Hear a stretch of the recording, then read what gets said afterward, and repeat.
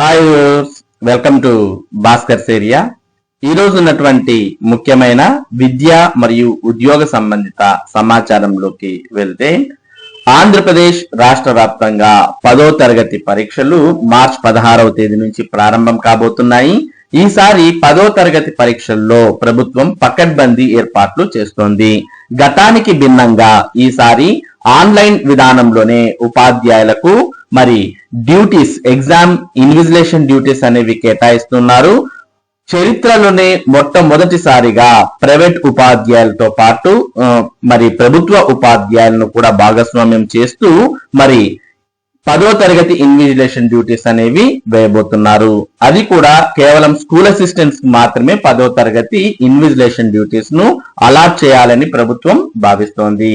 దీనికి సంబంధించిన పూర్తి సమాచారాన్ని మనం ఇక్కడ చూడవచ్చు. 10వ తరగతి పరీక్షల్లో విప్లవాత్మక మార్పులు. నియామకాలన్నీ డిజిటల్ విధానంలోనే. నిర్వహణలో ప్రైవేట్ టీచర్లకు భాగస్వామ్యం, సెకండరీ గ్రేడ్ టీచర్లకు పూర్తిగా మినహాయింపు. ఇన్విజిలేటర్లుగా స్కూల్ అసిస్టెంట్లు, పీఈటీలు.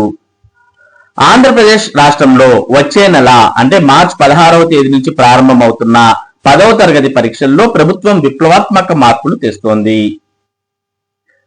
గతంలో ఎన్నడూ లేని విధంగా సమూల మార్పులకు నాంది పలికింది. ప్రైవేట్ యాజమాన్యాల ఆధ్వర్యంలోని పాఠశాలల్లో పనిచేస్తున్న టీచర్లను కూడా పరీక్షల నిర్వహణలో భాగస్వామ్యం చేస్తుంది.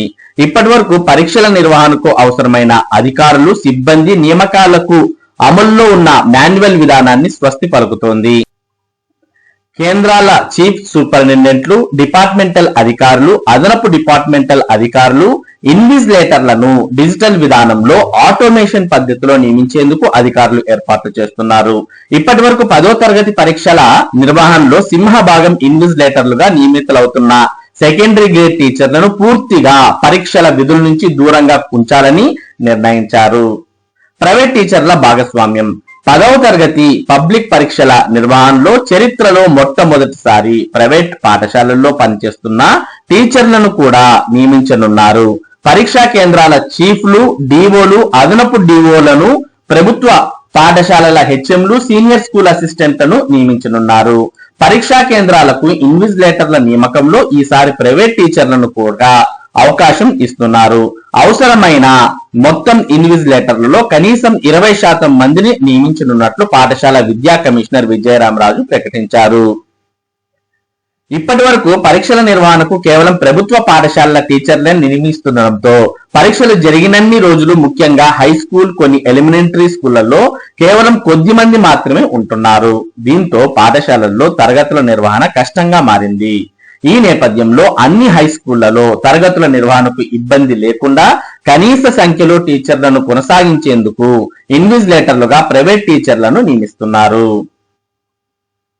డిజిటల్ విధానంలో నియామకాలు. 10వ తరగతి పబ్లిక్ పరీక్షల నిర్వహణలో అధికారులు టీచర్ల నియామకానికి డిజిటల్ విధానాన్ని మొదటిసారిగా అమలు చేయనున్నారు.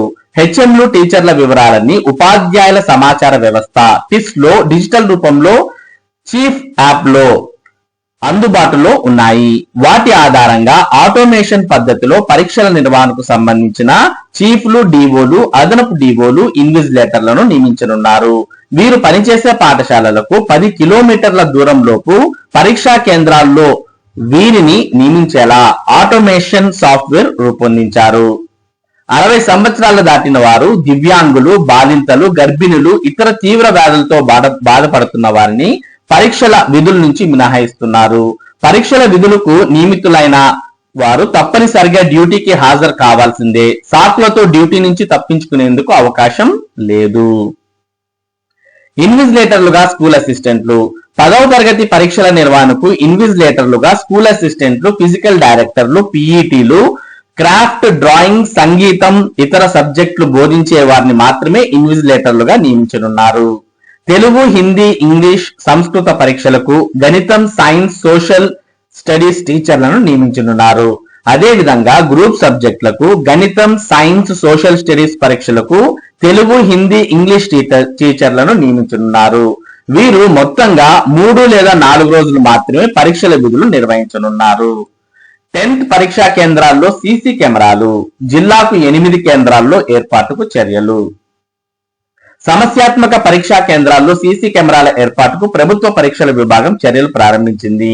మార్చి 16 నుంచి 10వ తరగతి పబ్లిక్ పరీక్షలు ప్రారంభమవుతున్న నేపథ్యంలో జిల్లాకు 8 చొప్పున సమస్యాత్మకంగా ఉండే పరీక్షా కేంద్రాల వివరాలు పంపాలని ఆ విభాగం డిఈఓలను ఆదేశించింది.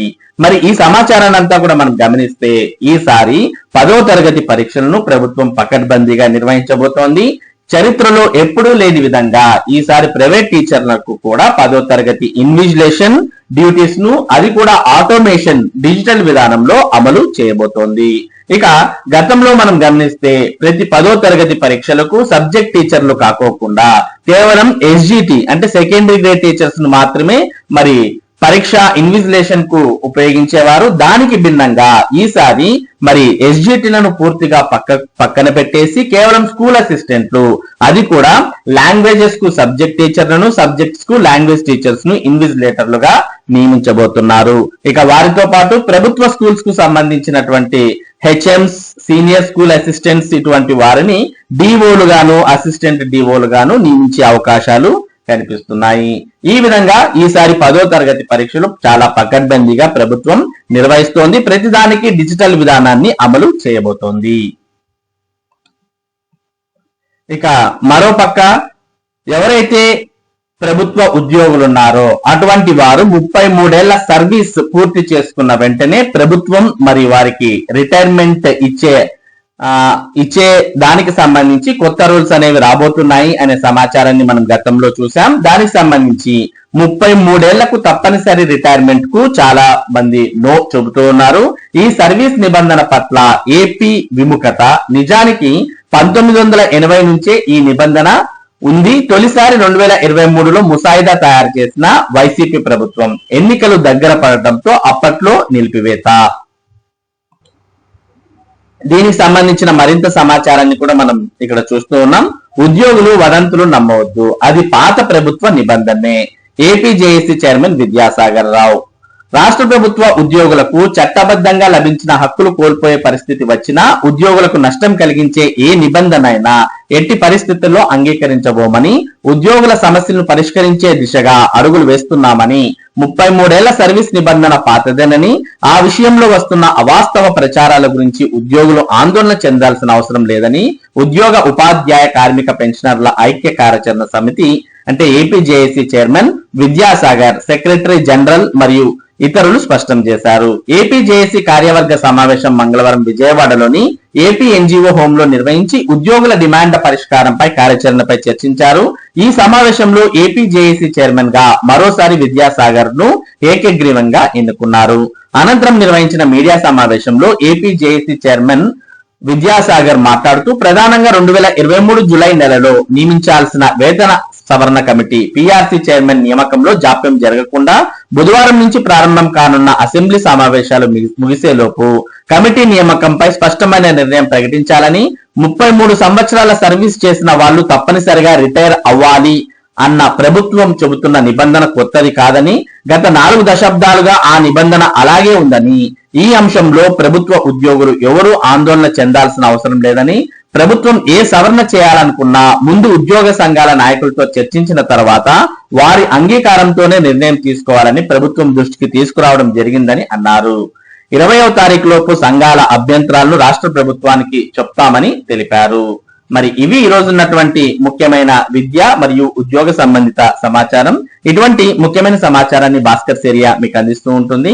మరి ఈ సమాచారం మీరు మిస్ కాకుండా పొందడానికి మన భాస్కర్ ఏరియా యూట్యూబ్ ఛానల్ కు సబ్స్క్రైబ్ అవ్వండి. అలాగే ఈ వీడియోని లైక్ చేసి షేర్ చేయండి. Thank you for watching this video.